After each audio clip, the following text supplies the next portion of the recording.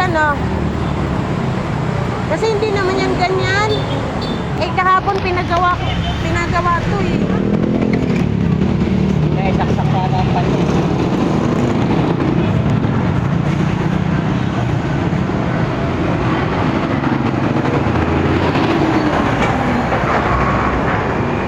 Hindi daw naisaksak yung pan kung kaya ganon. Umiinit, na overheat.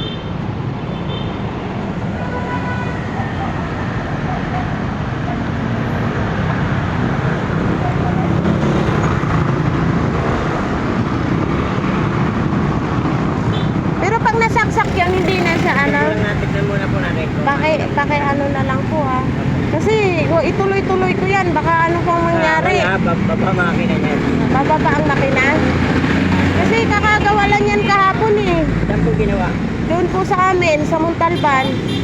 Anong ginawa niya? Nagpalit ng clutch lining. Tapos ano, ayan, ng Ulan. ulan. Lagay. Oo, nagpalit.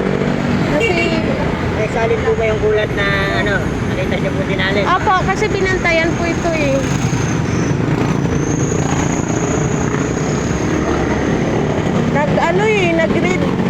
Nag-red alert ang sabi ni kuya nag-overheat yung pag ipatuloy ko pa to bababa tong makina nito, gastos na naman, hindi pwede ganun.